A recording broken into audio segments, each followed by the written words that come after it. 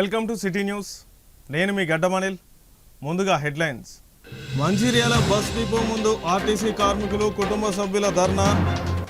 పనిచేయని breath ఎనలైజర్లతో కార్మికులను వేధిస్తున్నారని ఆరోపిస్తున్న కార్మికులు. రైతాంగం పట్ల ప్రభుత్వం అనుసరిస్తున్న నిర్లక్ష్య వైఖరిని విమర్శించిన మాజీ ఎమ్మెల్యే నడిపల్లి దివాకర్ రావు. ధాన్యం కొనుగోలులో జాప్యానికి బాధ్యులు, అధికారులపై చర్యలు తీసుకోవాలని డిమాండ్.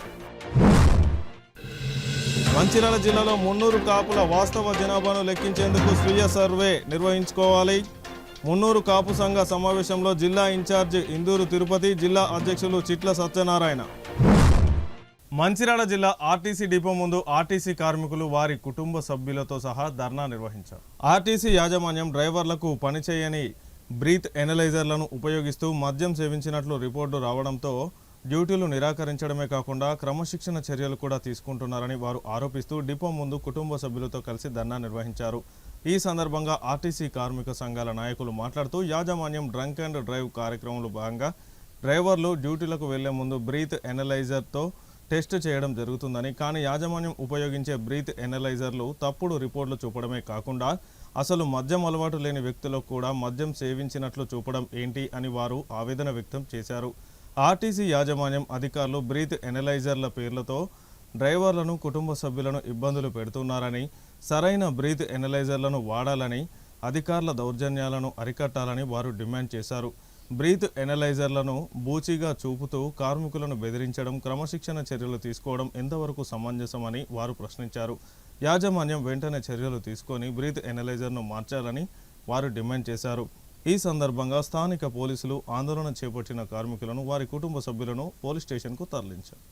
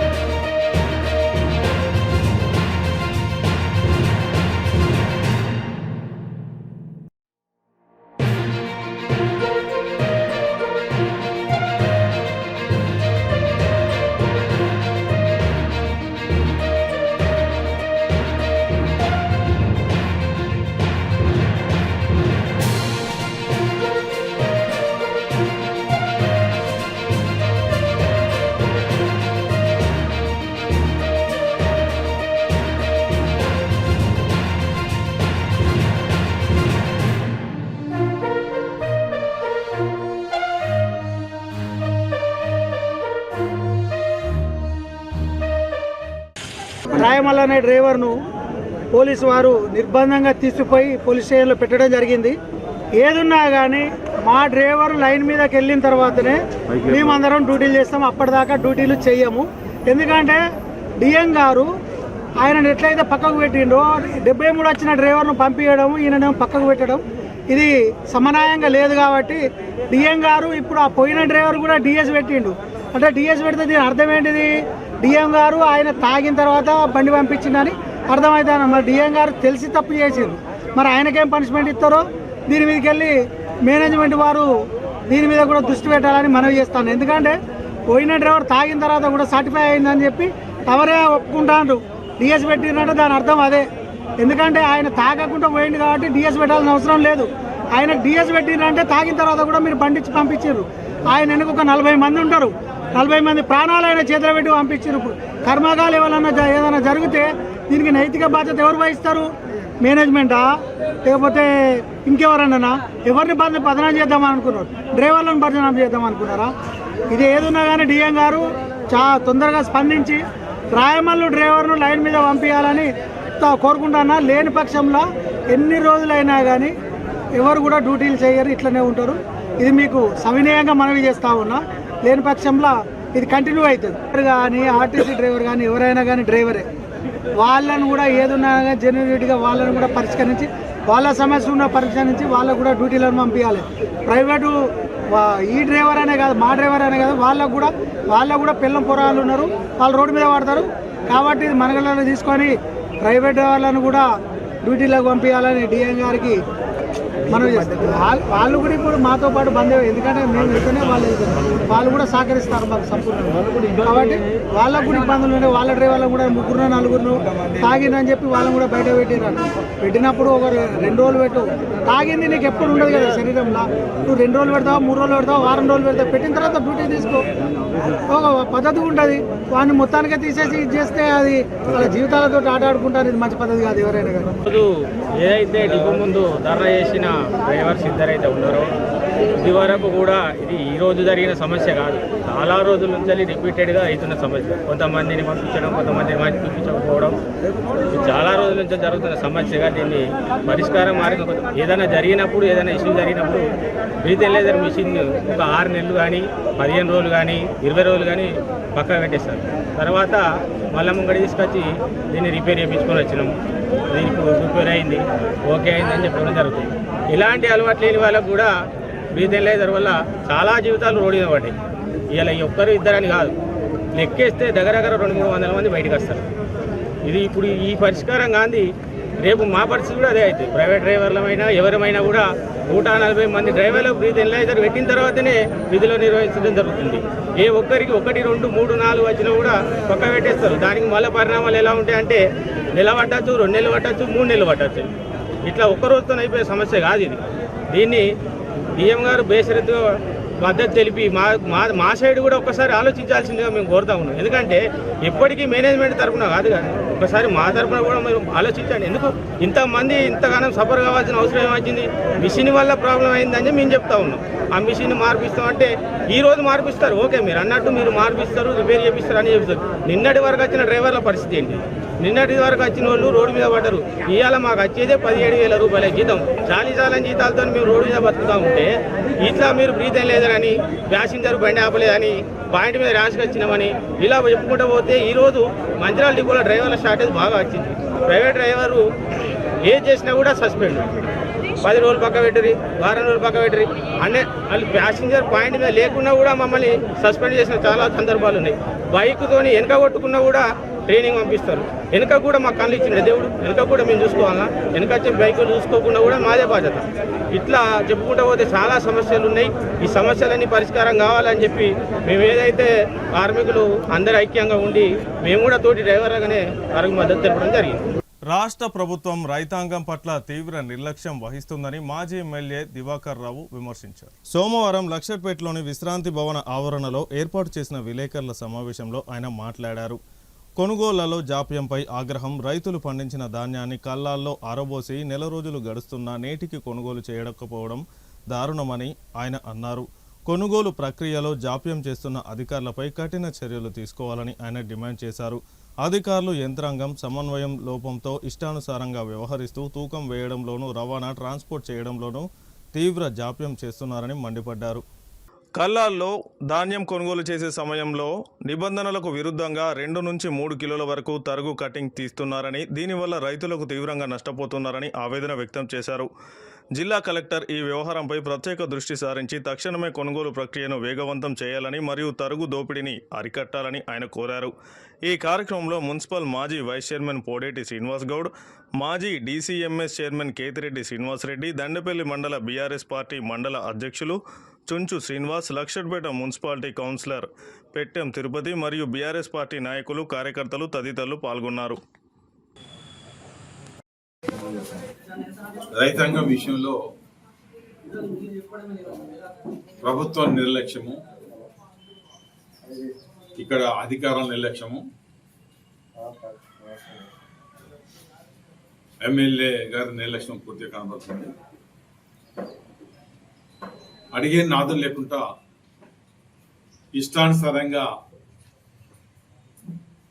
ఇష్టానుసారంగా మరి ఇక్కడ కొనుగోలు జరుగుతుంది. చాలా సెంటర్లలో దాదాపు 1 నెల మాసం కింద పోసిన వాటి కూడా ఇంకా తూకమైనాక ట్రాన్స్ఫర్ కానీ జరగలేదు. వాస్తవంగా ఈసారి కొత్తగా 3 కిలోలు కట్ చేస్తామని, లారీలో బస్తాలు ట్రాన్స్పోర్ట్ చేయడానికి 2 రూపాయలు అడుగుతుందని 2 ఎక్కువ అడుగుతున్న సందర్భంలో రైతులు దానికి వ్యతిరేకంగా ఉన్న సందర్భాలు 43కు వ్యతిరేకంగా ఉన్నారు. ఎప్పుడు లేని విధంగా బస్సు 2 రూపాయలు కూడా వ్యతిరేకంగా ఉన్నారు. దీన్ని నియంత్రణ చేయాలి. మొదలే నియంత్రణ చేయాలి. కల్లాలు దాదాపు ఏప్రిల్ మాసంలో ఓపెన్ చేసినప్పుడు ప్రజాప్రతినిధులు అంటే ప్రత్యేకంగా ఎమ్మెల్యే గారు పోయి ఓపెన్ చేస్తారు. ఇంకా మిగతా అందరు చేస్తారు. ఓపెన్ చేసే సందర్భంలో ఏం చెప్పాలి? ఎట్టి పరిస్థితుల్లో తూకంలో తేడా ఉండద్దు, రైతులకు మోసం చేయద్దు, ఎక్కువ తూకం చేయద్దని కళాఖండితంగా చెప్పాల్సిన బాధ్యత ఎమ్మెల్యేపై ఉంటుంది. అదేవిధంగా జిల్లా యాంత్రాంగం కలెక్టర్ గారు కూడా ఉంటుంది. నేను గతంలో కానీ కోర్టు నుంచి ప్రతిసారి నేను కలెక్టర్ను ఓపెన్ చేసేవాడు. ప్రతిసారి ఫస్ట్ బహుశా వీలైన కాడికి పడతల పేర్లు ఎక్కువ ఓపెన్ చేసి అక్కడక్కడ ఆమె ఓపెన్, నేను కలెక్టర్ ఓపెన్ చేసి కళాఖండితంగా గండి బ్యాగ్కే పరిమితము. అప్పుడు అన్ని ఇవి కూడా తూర్పులో కూడా మిషన్లు తెచ్చిపెట్టారు ప్రతి సెంటర్లో. ఆ రకంగా కొనుగోలు జరిగేది. ఆనాడు మేము దాదాపు మన కాన్స్టిట్యూషన్లో 105, 106 ఉంటే నేను 90 కాడికి పోయి ఓపెన్ చేశాను. దాదాపు చేసుకుంటే ఖచ్చితంగా చెప్పినాం, ఎట్టి పరిస్థితుల్లో ఈ తూకంలో అక్కడ రైస్ మిల్లులో కట్ చేసేదానికి మేము వ్యతిరేకం. కేవలం బ్యాగు, ఇంకేమైనా మీద ఏమైనా తప్పు ఉంటే 40 కిలోల బస్తా తీసుకొని దాన్ని తూర్పాలు పడితే దాని పర్సెంటేజ్ ప్రకారం మనం ఆ రకంగా గట్టిగా చెప్పిన సందర్భం. వాస్తవంగా ఇప్పుడు దానికోసం మేము సర్టిఫికేట్ ఇచ్చుకునే అవసరం మాకు లేదు. రైతులు బాగా తెలుసు ఏది 23 దాకా ఏ రకం జరిగిందో ఆ రకంగా రైతు అందరూ బాగా తెలుసు.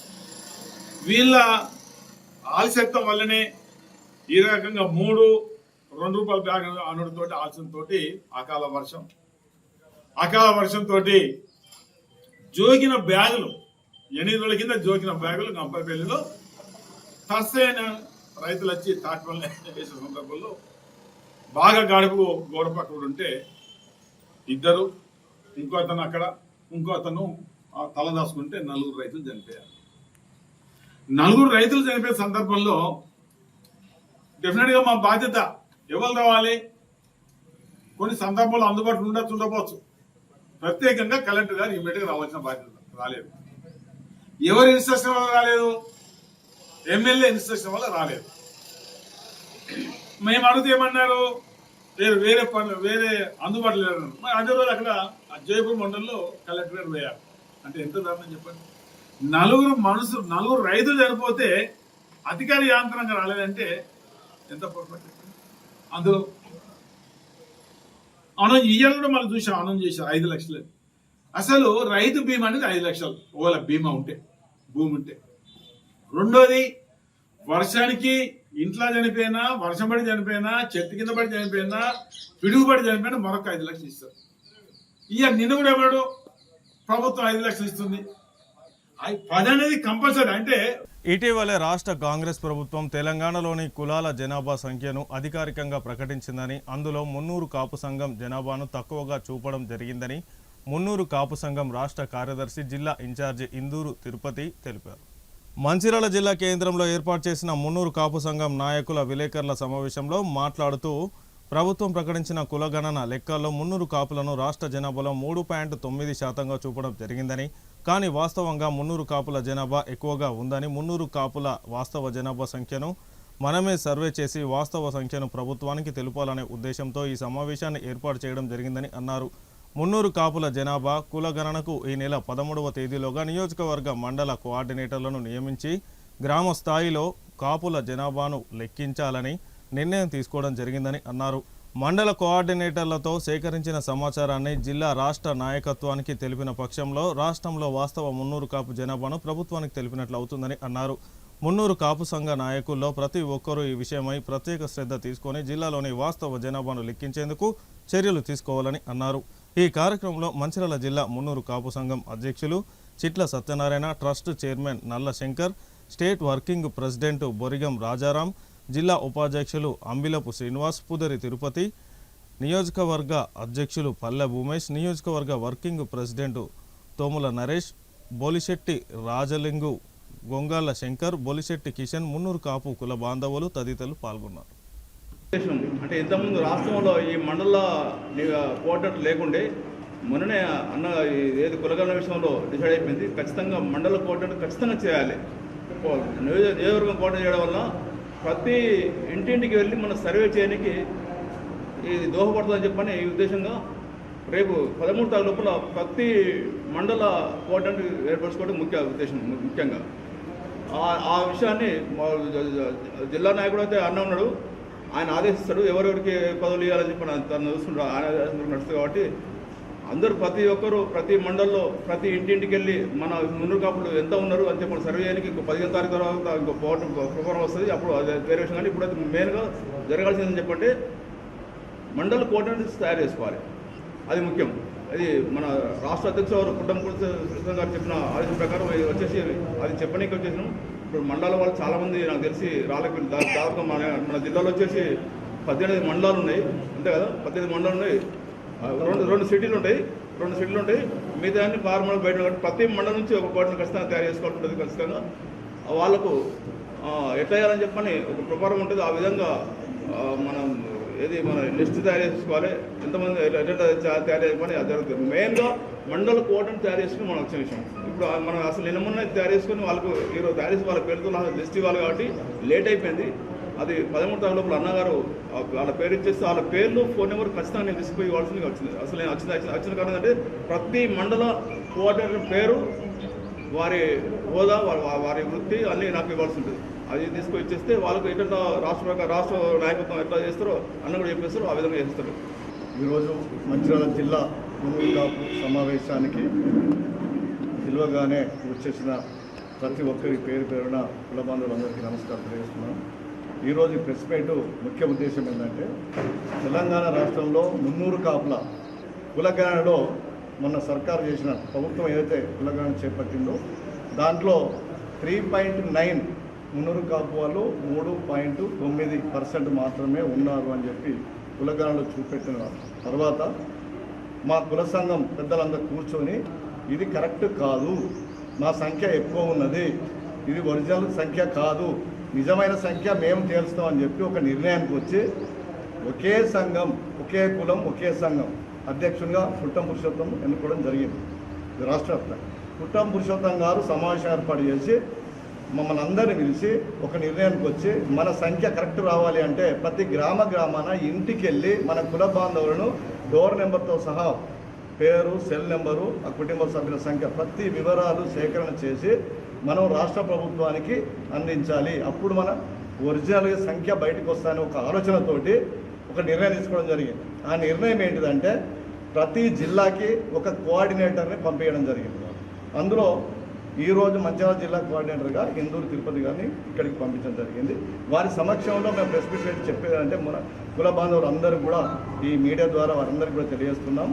13 తారీఖు లోపల మండల కోఆర్డినేటర్ని, నియోజకవర్గ కోఆర్డినేటర్ని ప్రతి ఒక్కరిని పేరు డిక్లేర్ చేసి వారి ద్వారా ప్రతి గ్రామాన మున్నూరు కాపు జనాభా ఎంత ఉన్నాయనేది సేకరణ చేపట్టడం జరుగుతుంది. ముందు ఈ 13 తారీఖు లోపల ఈ కార్యక్రమం తీసుకుంటాం. ఈ వేదిక మీద ఉన్న పెద్దవాళ్ళందరం కూడా కూర్చొని అన్ని మండలాల్లో ఎవరు సమర్థులు, ఎవరు కోఆర్డినేటర్ అయితే కరెక్ట్ పనిచేస్తారు, ఎవరి ద్వారా వర్క్ అవుతుందో మేమందరం కూడా కూర్చుండి ఏకాభిప్రాయంతో ప్రతి మండలంలో ఒక కోఆర్డినేటర్ పేరు తీసుకుంటాం. ఆ కోఆర్డినేటర్ మండలానికి వస్తారు. వారి ద్వారా గ్రామాన ఈ ఏదైతే కులగణన లెక్కింపు జరుగుతుంది. కాబట్టి కుల సోదరులందరికీ విజ్ఞప్తి, ఈ కార్యక్రమాన్ని ప్రతి ఒక్కరూ మరి సీరియస్గా తీసుకొని ప్రతి ఒక్కరు బాధ్యతగా నిర్వర్తించాలని చెప్పి మీడియా ముఖంగా మీ అందరికీ చేతులు జోడించి తెలియడం జరుగుతుంది. ఇది చాలా పెద్ద కార్యక్రమం. ఇది ఒక ప్రభుత్వం చేయాల్సిన కార్యక్రమం. కానీ ఈరోజు మున్నూరు కాపు కుల సంఘం మా కర్మ ఏంటంటే మాకు మేము అలా చేసుకునే పరిస్థితి ఏర్పడ్డది. దీంట్లో తప్పిదాలు జరిగినాయని చెప్పి మేము ఖచ్చితంగా దీన్ని ఖండిస్తూ నిజమైన సంఖ్య తేలేంత వరకు కూడా మా కుల సోదరులు ప్రతి గ్రామంలో డోర్కు ఇంటింటికి తీసుకెళ్లి సరి అయిన సంఖ్యను మేము అతి త్వరలో ప్రభుత్వానికి నివేదిక ద్వారా అందిస్తామని చెప్పి సందర్భంగా తెలియడం జరుగుతుంది. రాష్ట్ర ప్రభుత్వం ఏదైతే మున్నూరు కాపు సంఘం సంబంధించిన లెక్క తక్కువ చూపెట్టడం జరిగింది. దానిలో ప్రతి జిల్లాలో మున్నూరు కాపు సంఘం తరఫున మీటింగ్ పెట్టి ప్రతి గ్రామంలో సర్పంచ్ సపోర్ట్ కానీ అక్కడ ఉన్న కుల పెద్దల మున్నూరు కాపు పెద్దలు కానీ అందరు సపోర్ట్ తీసుకుని సంఘాన్ని ఎన్ని సంఘాలు ఉన్నా ఐక్యంగా మున్నూరు కాపు సంఘం ఒకటే అనే బాటగా పోయి ప్రతి లెక్క ఆధార్ కార్డు ప్రకారం కానీ గ్రామంలో ఉన్న లెక్క ప్రకారం కానీ సిటీలో ఉన్న లెక్క ప్రకారం కానీ గవర్నమెంట్ మనం చూపినట్టయితే మనకు సంబంధించిన నిధులు కానీ కార్పొరేషన్ కానీ ప్రతి ఒక్కటి మనకు అందానే ఉంటుంది. కాబట్టి ప్రతి ఒక్కరు కూడా అది ఆలోచించి ముందుకు తీసుకోవాలని కోరుతున్నాం. అలాగే మంచిర్యాలలో ట్రస్ట్ ఉంది కాబట్టి మంచిర్యాల జిల్లా ఇప్పటికైనా చిన్న సర్దనా మేము అందరం కలిసి కాపు సంఘాన్ని ముందుకు తీసుకెళ్లి ట్రస్ట్ నెంబర్ చూపించినట్టయితే మనకి ఇప్పటికే జిల్లాలో ఎంత దూరం మనకు తెలిసిపోయేది. ఇది కూడా ముందుకు తీసుకోవాలని కోరుతున్నాం. ప్రెస్ మిత్రులకు కానీ కాపు సంఘాలకి ప్రోగ్రాం పాల్గొన్నందుకు నా యొక్క వందనాలు. మైనర్ బాలికపై అత్యాచారం కేసులో నిందితుడిని కాపాడడానికి కాంగ్రెస్ పార్టీ, బీజేపీ పార్టీలు కుమ్మక్కయ్యాయని బీఆర్ఎస్ పార్టీ రాష్ట్ర నాయకులు నడిపెల్లి విజిత్రావు ఆరోపించారు. మంచిర్యాల పట్టణంలో ఏర్పాటు చేసిన విలేకరుల సమావేశంలో నడిపెల్లి విజిత్ కుమార్ మాట్లాడుతూ బీజేపీ పార్టీ కేంద్ర మంత్రి బండి సంజయ్ కుమారుడు బండి భగీరథ మైనర్ బాలికపై అత్యాచారం చేయడమే కాకుండా మైనర్ బాలిక కుటుంబ సభ్యులపై తానే కేసు వేయడం జరిగిందని ఆయన అన్నారు. ప్రభుత్వ యంత్రాంగం నిందితుడిని అరెస్టు చేయకుండా అధికారంలో ఉన్న కాంగ్రెస్ పార్టీ, బీజేపీ నాయకులు కుమ్మక్కై నిందితుడిని కాపాడే యత్నం చేస్తున్నారని ఆయన తెలిపారు. ఇప్పటికైనా నిందితుడిపై పోక్సో చట్టం ఉపయోగించి కఠిన చర్యలు తీసుకోవాలని ఆయన డిమాండ్ చేశారు. ఈ కార్యక్రమంలో బీఆర్ఎస్ పార్టీ మాజీ ప్రజా ప్రతినిధులు, నాయకులు, కార్యకర్తలు తదితరులు పాల్గొన్నారు.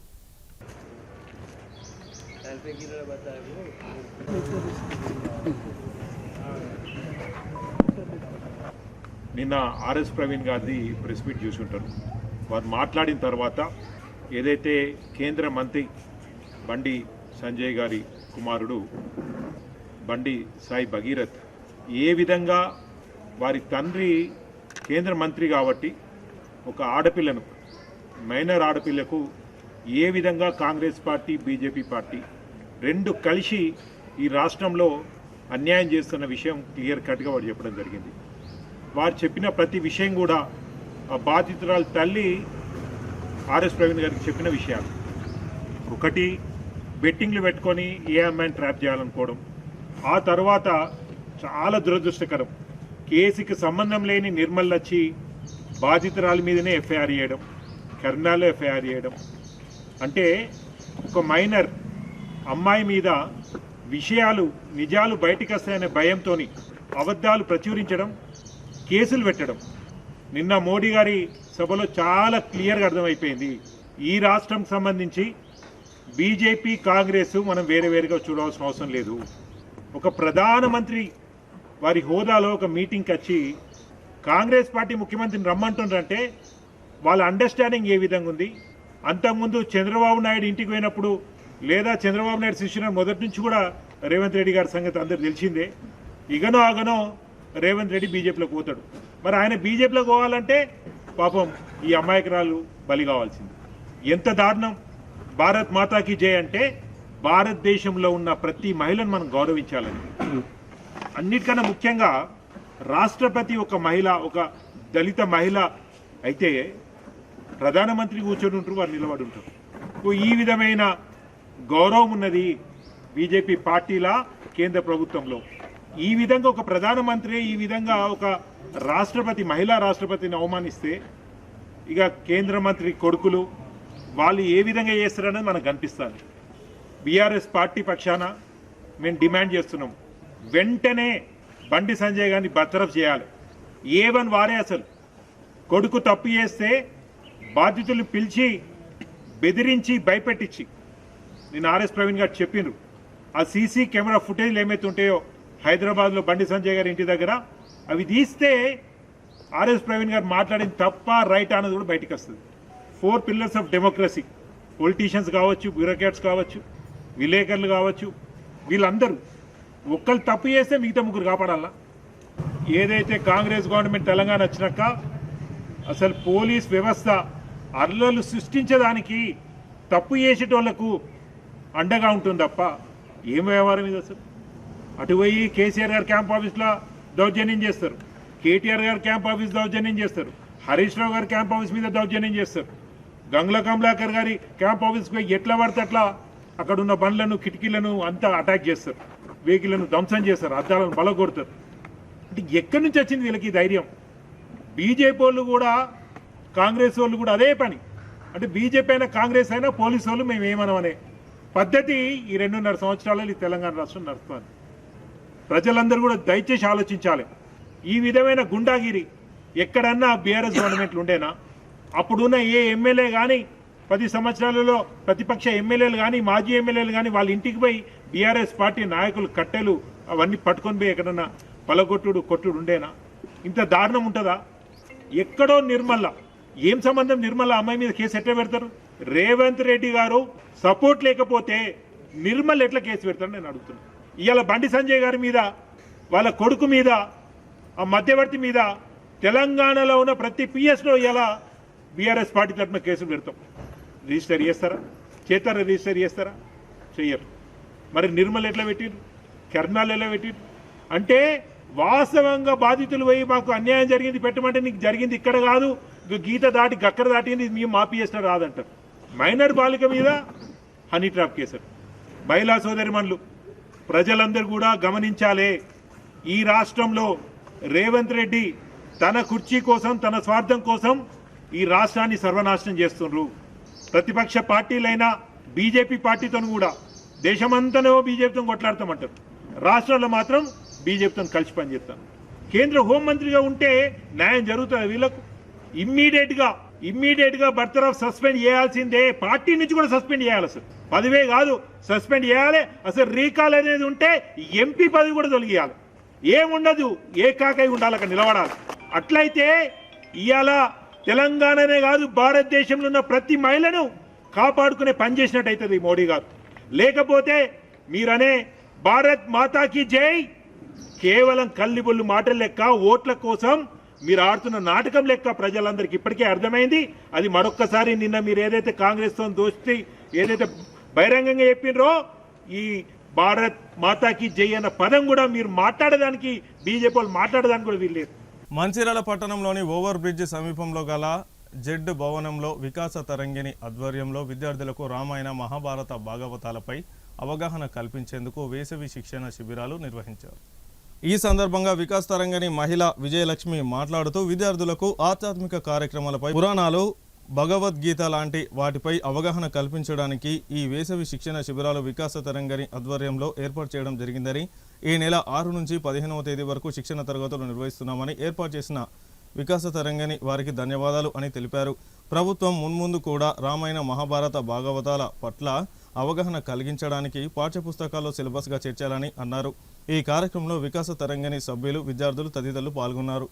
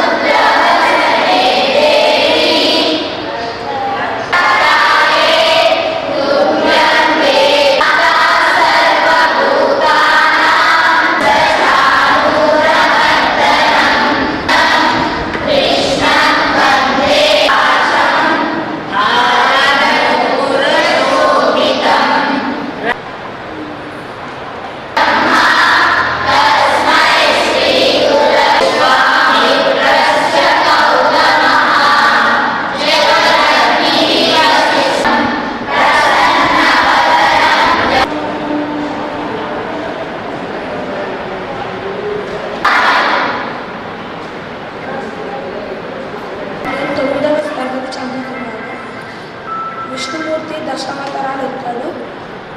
ఆ దశావతారాలు ఏంటంటే మత్స్యావతారం, కూర్మావతారం, వరాహావతారం, నరసింహావతారం, వామనావతారం, పరశురామావతారం, రామావతారం, బలరామావతారం, కృష్ణావతారం, ఇంకా కల్కి అవతారం.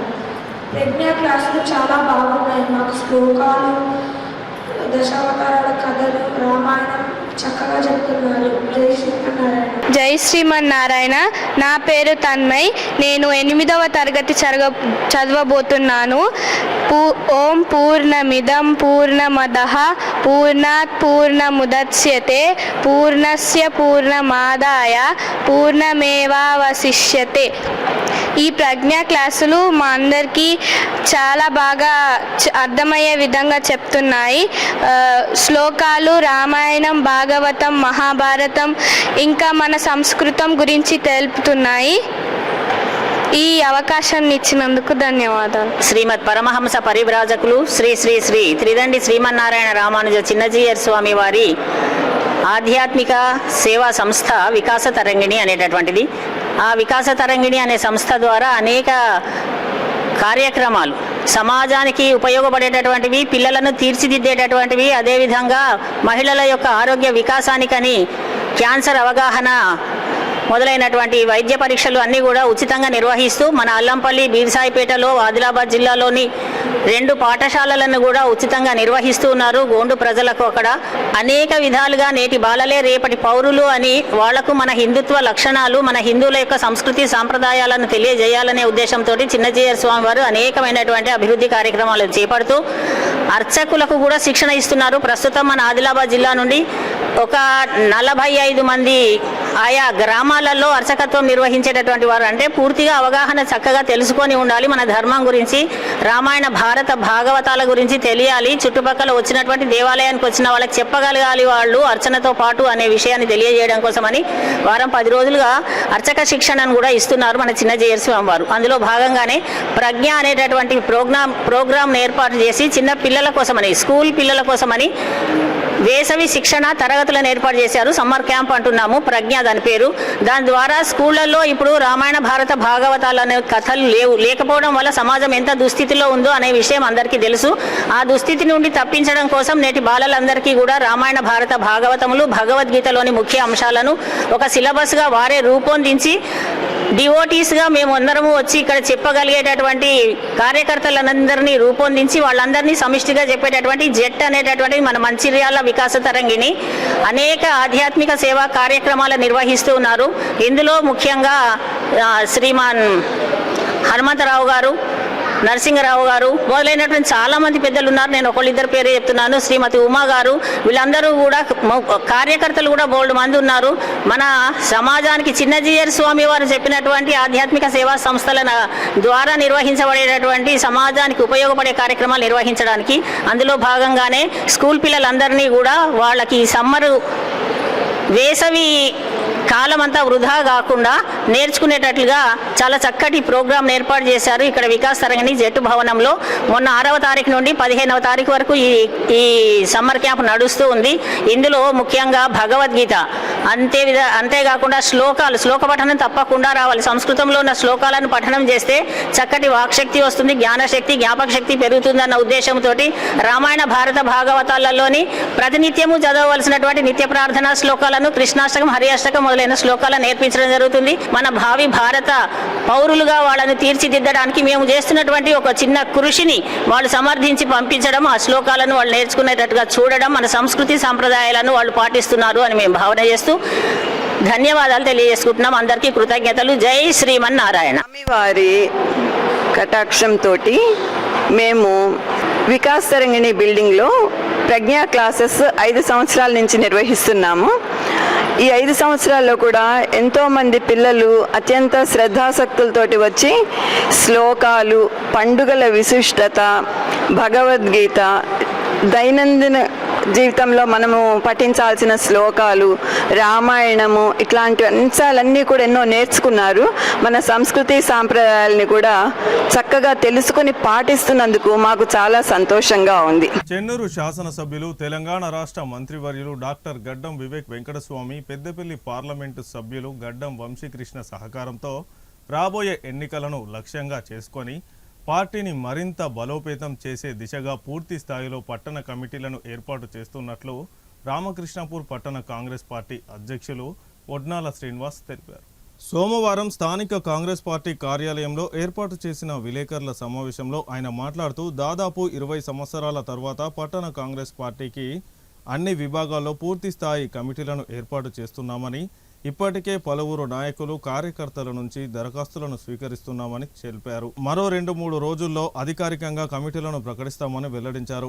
ఈ కార్యక్రమంలో కాంగ్రెస్ పార్టీ జిల్లా కార్యదర్శి గోపతి బానేష్, కౌన్సిలర్ గుర్రం శ్రీనివాస్, భీమ మల్లేష్, మాజీ చైర్పర్సన్ జంగం కళ, మాజీ కౌన్సిలర్లు పనసరాజు, సీనియర్ నాయకులు నీలం శ్రీనివాస్ గౌడ్, గోపు రాజ్యం, బత్తుల శ్రీనివాస్ తదితరులు పాల్గొన్నారు. గౌరవనీయులు భూమ మహేష్ కుమార్ గారి ఆదేశాల మేరకు జిల్లా అధ్యక్షులు గౌరవనీయులు పెద్దలు పిన్నింటి రఘునాథ్ రెడ్డి గారి సూచనల మేరకు గ్రామ స్థాయి నుండి బూత్ స్థాయి నుండి కాంగ్రెస్ పార్టీని బలోపేతం చేయాలనేటువంటి ఉద్దేశంతో సంఘటన్ సృజన్ అభియాన్ పేరిట ఏఐసిసి తీసుకున్నటువంటి ఒక కార్యక్రమం ఏదైతే ఉందో బూత్ స్థాయిలో పార్టీనంతా కూడా బలోపేతం చేసి రానున్నటువంటి 2029వ ఎలక్షన్లో కూడా రాహుల్ గాంధీ గారిని ప్రధాని చేయడం, మరొకసారి తెలంగాణ రాష్ట్రంలో కాంగ్రెస్ పార్టీని అధికారంలోకి తీసుకురావడమే లక్ష్యంగా ఈ యొక్క కమిటీలు నిర్మాణం చేయబడతా ఉన్నాయి. ఇక్కడ కాతనపల్లి మున్సిపాలిటీలో ఉపాధ్యక్షులు, ప్రధాన కార్యదర్శులు, సెక్రటరీలకు అప్లికేషన్ తీసుకోవడం జరిగింది. దాంతోపాటుగా మహిళా కాంగ్రెస్, యూత్ కాంగ్రెస్ కూడా అప్లికేషన్ తీసుకుంటా ఉన్నాం. క్యాస్ట్ ఈక్వేషన్స్ పరంగా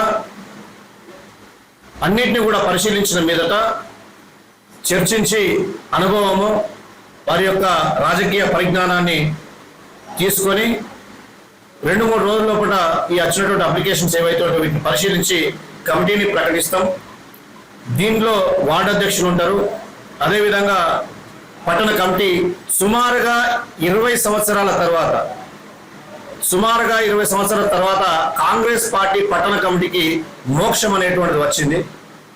20 సంవత్సరాల నుంచి కాంగ్రెస్ పార్టీకి రామకృష్ణపూర్ పట్టణంలో కమిటీలు లేవు. ఎంతోమంది ప్రెసిడెంట్లు మారారు, అయినప్పుడు కూడా లేరు. ఈరోజు మొట్టమొదటిసారిగా నేను అధ్యక్షుడిని ఎన్నికైన తర్వాత ఆర్గనైజేషన్ డెవలప్ చేయాలి. కాంగ్రెస్ పార్టీ ప్రజాపాలన ఇచ్చినటువంటి సంక్షేమ పథకాలు ఏవైతే ఉన్నాయో వీటన్నిటిని కూడా ప్రజలకు చేరువయ్యేటువంటి విధంగా పార్టీకి ఏ విధంగా దిశానిర్దేశం చేయాలనేటువంటి ఉద్దేశంతో ఈ కమిటీ నిర్మాణం చేయడం జరుగుతూ ఉన్నది. ఖచ్చితంగా గౌరవ మంత్రివర్యులు వివేక్ వెంకటస్వామి గారు, అదేవిధంగా పెద్దపల్లి పార్లమెంటు సభ్యులు గౌరవనీయులు పెద్దలు గడ్డం వంశీకృష్ణ గారి యొక్క నేతృత్వంలో పడ్డ ఈ పెద్దపల్లి పార్లమెంటు కావచ్చు, చెన్నూరు నియోజకవర్గం కావచ్చు, నలుదిశల అభివృద్ధి చెందేలాగా ఇక్కడ ఉన్నటువంటి కమిటీలు కానీ కమిటీలో ఉండేటువంటి మెంబర్స్ అంతా కూడా పనిచేస్తారని చెప్పేసి ఈ సందర్భంగా తెలియదు. మందమరి పట్టణంలోని సింగరేణి స్కూల్ గ్రౌండ్లో సీనియర్ సిటిజన్లకు ఏర్పాటు చేసిన యోగా మరియు ఆరోగ్య శిక్షణలో ముఖ్య అతిథిగా మందమరి సింగరేణి జీఎం రాధాకృష్ణ పాల్గొని మాట్లాడారు. ఉద్యోగులు మరియు కార్మికులు రిటైర్డ్ అయిన తర్వాత ఆరోగ్యంగా ఉంటేనే ఆనందంగా జీవించగలుగుతారని, మన ఆస్తుల కంటే ఆరోగ్యం చాలా విలువైనదని అన్నారు. ధ్యానం చేయడం ద్వారా శారీరక మానసిక ఆరోగ్యాన్ని పెంపొందించుకోవచ్చునని అన్నారు. 3 నెలల శిక్షణ కార్యక్రమంలో మధ్యలో ఆపివేయకుండా ప్రతిరోజు సీనియర్ సిటిజన్లు హాజరు కావాలని అన్నారు. ప్రస్తుతం రిటైర్డ్ కార్మికుల కొరకు ఫిజియోథెరపీ సెంటర్ నిర్మాణం చేశామని, గ్రౌండ్కు గేటు కూడా ఏర్పాటు చేయడం జరిగిందని, కార్మికుల సంక్షేమానికి అవసరమైన అన్ని సదుపాయాలను కల్పిస్తామని హామీ ఇచ్చారు. ఈ కార్యక్రమంలో మందమరి మున్సిపల్ కమిషనర్ తుంగపీడి రాజలింగు, యోగా టీచర్లు కోంపల్లి రమేష్, బర్ల సదానందం, రిటైర్డ్ కార్మిక సంఘం అధ్యక్షులు వాసాల శంకర్, సెక్రటరీ మెల్లి వీరన్న, యోగా సభ్యులు గంప అనిల్, శ్రీనివాస్, రిటైర్డ్ టీచర్లు తదితరులు పాల్గొన్నారు. సార్ ప్రొవైడ్ చేయడం జరిగింది. సార్ ప్రాజెక్ట్స్ ఉంటాయి. నేను లాస్ట్ ఇయర్ మన మధుశంకర్ గారు చెప్పడం వల్ల ఇక్కడ ఒక 6-8 మందికి జస్ట్ యోగా పరిచయం చేయడం జరిగింది. ఒక 3 నెలల లోపల వాళ్ళందరూ చాలా మంచి మానసికంగా శారీరకంగా వాళ్ళ లోపల ఉత్సాహము, ఆరోగ్యం, ఎదుగుదల వాళ్ళు రావడం, వాళ్ళు కూడా నన్ను ఎంకరేజ్ చేయడం, నాకు సపోర్ట్ చేయడం. వాళ్ళు 1 ఇయర్ నుంచి కంటిన్యూగా యోగా చేస్తున్నారు. అందులో దాదాపు బాగా చలిలో కొంచెం డిస్టర్బ్ అయింది, తర్వాత కొంచెం బ్రేక్ అయింది. ఇప్పుడు ప్రస్తుతం ఏంటంటే నాకున్న ప్రాజెక్ట్లో ఈ సీనియర్ సిటిజన్స్ని ఎన్నుకోవడం జరిగింది. ముఖ్యంగా రిటైర్డ్ కార్మికులని, కోల్ మైన్స్ ఎంప్లాయీస్ ఇది టార్గెట్. వాళ్ళ ఆరోగ్యం బాగుండడానికి కోసం ముఖ్యంగా మలి వయసులో యోగా ఏంటంటే మన శరీరం, మనసు వయసుతో పాటు గ్యాప్ అవుతూ ఉంటుంది అన్నమాట. కొంచెం ప్రాణాయామాలు, బ్యాలెన్సింగ్ ఆసనాలు చేసినప్పుడు ఏంటంటే ఈ గ్యాప్ అయ్యేది మళ్ళీ రీజనరేట్ అయ్యి దగ్గరికి వస్తుంది అన్నమాట. రీసెర్చ్లో తెలిసిందనమాట ఇవన్నీ. ఇప్పుడు మేము చేసేది కూడా రీసెర్చ్. పక్కా ఏంటంటే ఇప్పుడు ఒక 5 పారామీటర్స్ వరల్డ్ హెల్త్ ఆర్గనైజేషన్ ప్రకారంగా 5 పారామీటర్స్ మీద ఫిట్నెస్ చూసాం. శారీరకంగా దృఢత్వం ఎట్లుంది, నిలబడగలుగుతున్నారా, మడమలు లేపగలుగుతున్నారా, తర్వాత వాళ్ళ కొన్ని మెమరీ స్కిల్స్ ఇవన్నీ చూసినాం అనమాట, నోట్ చేసినాం. దాంట్లో ఏం తెలిసిందంటే ఇప్పుడు నేను 39 మందికి నేను వరకు చేశాము. అందులో ఇంట్లో ఉన్న వాళ్ళ పరిస్థితి కొంచెం బాగలేదు. ఎవరైతే గ్రౌండ్లో నడుస్తుందో వాళ్ళది కొంచెం మెరుగు, కొంచెం యోగా పరిచయం ఉన్న వాళ్ళది చాలా బాగుంది. సో మనం ఏంటంటే ఇప్పుడు మనకు ముఖ్యమైన రిటైర్ అయినాక సంతోషంగా ఉంటే దానికి మెయిన్ ఆరోగ్యంగా ఉన్న వాళ్ళే చాలా సంతోషంగా ఉంటారు, ఇంకేదైనా కూడా చేయగలుగుతారు. చిన్నప్పుడు గురుకుల స్కూల్లో నేర్పుతారు చాలామంది, అక్కడ ఏ విధంగా మనము పెరగాలి, ఈ ప్రపంచంలో మన పనులు మనం ఏ విధంగా చేసుకోవాలి, తర్వాత తల్లిదండ్రులు వాళ్ళని ఆ విధంగా చదివించిన తర్వాత మనకి మన అర్హతను బట్టి మనం ఉద్యోగం చేస్తూ ఉంటాం. ఉద్యోగం చేసినాక రిటైర్ అవుతాం, అది కామన్. ఇప్పుడున్న ఈ సమాజంలో చాలామంది పిల్లలు తల్లిదండ్రులను చూడటం లేదు. వృద్ధాశ్రయాలు చాలా వచ్చినాయి ప్రపంచంలో. మన భారతదేశంలో కూడా రాను రాను వృద్ధాశ్రయాలు చాలా పెరుగుతూ ఉన్నాయి. రీజన్స్ ఏదైనా కావచ్చు. కొంతమంది పిల్లలు వేరే కంట్రీలో చదవటం కావచ్చు, కొంతమంది ఇక్కడ ఉండి కూడా చూడకపోవటం కావచ్చు. మన ఇప్పుడే రమేష్ గారు చాలా ఒకరిన ఎంప్లాయీస్కి ఒక మంచి ఉద్దేశంతో ఈ కార్యక్రమం చేయటం చాలా నిజంగా గట్టిగా మనందరం క్లాస్ కొట్టి ఒక నెల రోజుల నుండి కష్టపడుతూ సీనియర్ సిటిజన్స్ కోసం ఎంతో శ్రమపడి వాళ్ళందరినీ సమకూర్చి ధైర్యంగా ఈ యోగాతోటి మనం ఎన్నో మార్పులు చేసుకోవచ్చని ఇక్కడ ఈరోజు శిక్షణ కార్యక్రమాన్ని నిర్వహించబోతున్నారు. దీనికి మరొకసారి అభినందనలు తెలియజేస్తున్నాను. ముఖ్యంగా యోగా అంటే భయపడాల్సిన అవసరం లేదు. మీ ఏజ్కి తగ్గట్టు అలా అది ఉంటాయి, ఏ విధంగా చేయాలి. ఉదాహరణకు 60 ఏళ్ళు ఉన్నది, ఒక వ్యక్తి బాగా ఉంటాడు, ఒక వ్యక్తి మామూలుగా ఉంటాడు. దాన్ని ఏ విధంగా ఆ వ్యక్తికి సరిపోయే అదే చెప్పగలుగుతారు తప్ప వేరేది చెప్పడానికి ఉండదు. మీరంతా ధైర్యంగా కూడా ప్రతిరోజు వచ్చి ఆ యోగాను కూడా నేర్చుకోవాల్సిందిగా నేను కోరుతున్నాను. ఆ యోగా మూలంగా మనకు మోకాల నొప్పులు కానీ, నడుము నొప్పులు కానీ, చిన్న చిన్న రోగాలన్నీ మనం నియంత్రించుకోవచ్చు. కావున మీరు అందరూ ప్రతిరోజు. మంచిర్యాల జిల్లా రామకృష్ణాపూర్ పోలీస్ స్టేషన్ పరిధిలో మాజీ ఎమ్మెల్యే బాల్క సుమన్ స్థానిక ఎమ్మెల్యే వివేక్పై చేసిన వ్యాఖ్యలపై స్పందించి పట్టణ అధ్యక్షులు వడ్నాల శ్రీనివాస్ మాట్లాడుతూ, చైర్పర్సన్ ఎన్నికల రోజు మంత్రి వాహనాన్ని అడ్డుకొని ఉద్రిక్తలకు కారణమైన వారు మీ బీఆర్ఎస్ నాయకులేనని ఆరోపించారు. అక్కడే విధుల్లో ఉన్న పోలీస్ కానిస్టేబుల్ కాంగ్రెస్ కార్యకర్తపై రాళ్లతో ఎవరు దాడికి పాల్పడ్డారో రాష్ట్రమంతా గమనించిందని తెలిపారు. ట్రాఫిక్ కోన్తో మంత్రి కాన్వాయ్పై దాడికి పాల్పడిన ఘనత బాల్క సుమన్కే దక్కుతుందని ఎద్దేవా చేశారు. దాడి జరిగిన విషయం ప్రజలందరికీ తెలుసునని అన్నారు. ప్రతి ఆదివారం సంతకం చేసేందుకు వస్తూ మీడియా ముందు అక్రమ కేసులు అంటూ మాట్లాడడం సరికాదని, హింసను ప్రోత్సహించినందుకే పోలీసులు కేసులు నమోదు చేశారని, అవి అక్రమ కేసులు కావని స్పష్టం చేశారు. చట్టానికి ఎవరు అతీతులు కాదని అన్నారు. ఇంకొకసారి మంత్రిపై నిరాధార ఆరోపణలు చేస్తే కాంగ్రెస్ పార్టీ తరఫున తీవ్రంగా ప్రతిస్పందిస్తామని హెచ్చరించారు. చెన్నూరు నియోజకవర్గ ప్రజలు విజ్ఞానవంతులని, ఎవరు ప్రజల కోసం పనిచేస్తున్నారు, ఎవరు రాజకీయాల లాభాల కోసం అబద్ధపు ప్రచారం చేస్తున్నారన్నది ప్రజలు గమనిస్తున్నారని వడ్నాల శ్రీనివాస్ పేర్కొన్నారు. ఈ కార్యక్రమంలో కాంగ్రెస్ పార్టీ జిల్లా కార్యదర్శి గోపతి బానేష్, కౌన్సిలర్లు గుర్రం శ్రీనివాస్, భీమ మల్లేష్, మాజీ చైర్పర్సన్ జంగం కళ, మాజీ కౌన్సిలర్ పనాసరాజు, సీనియర్ నాయకులు తదితరులు పాల్గొన్నారు. ముఖ్యంగా ప్రతి ఆదివారం ఒక ప్రహసనంగా మాజీ ఎమ్మెల్యే బాల్క సుమన్ మన రామకృష్ణాపూర్ పోలీస్ స్టేషన్కు వచ్చి సంతకం చేసి వెళ్ళడం అనేటువంటిది మనం చూస్తా ఉన్నాం. వచ్చిన ప్రతిసారి వివేక్ వెంకటస్వామి గారు నా పైన అక్రమంగా కేసు పెట్టి నన్ను జైలుకు పంపారు అని చెప్పేసి అని మాట్లాడుతూ ఉన్నారు. ఇదే ప్రశ్నను బాలకృష్ణ గారిని ప్రశ్నిస్తా ఉన్నారు. అక్రమంగా ఎవరు కేసు పెట్టారో ప్రజలకు తెలియజేయాల్సినటువంటి అవసరం ఉంది. ఆనాడు జరిగినటువంటి సంఘటన రాష్ట్ర వ్యాప్తంగా సంచలనం సృష్టించిన విషయం మీకు తెలియదా? ఇవాళ నేను కొన్ని వీడియోలు ప్రదర్శించదలుచుకున్నా మీకు. ఆనాడు మదమెక్కినటువంటి ఒక ఏనుగులాగా నువ్వేం చేసావయ్యా అనేటువంటి విషయాన్ని ప్రజలకు స్పష్టం చేయాల్సినటువంటి అవసరం ఉంది. నువ్వు తాగి చేసావా, లేకపోతే మత్తు పదార్థాలు తీసుకొని చేసావా, నువ్వు ఎలా చేసావో ఇలా ప్రజలకు వివరించాల్సిన అవసరం. నీకు ఒక పరిపాటి అయిపోయింది. స్టేషన్కి వచ్చి సంతకం పెట్టినప్పుడు అలా అక్రమంగా కేసు పెట్టారు, అక్రమంగా నన్ను జైలుకు పంపారు, నన్ను డిటెన్షన్ సెల్లో ఉంచారు, నన్ను దోమలు పంపించారు. దోమలు ఎవరైనా దోమలు పంపించి నేను కుట్టడానికి అని చెప్పేసి చేస్తారా? నేను ఏం సోయుండి మాట్లాడుతున్నా బాలకృష్ణ అనేటువంటిది నేను ఇవాళ ప్రదర్శించదలుచుకున్నా.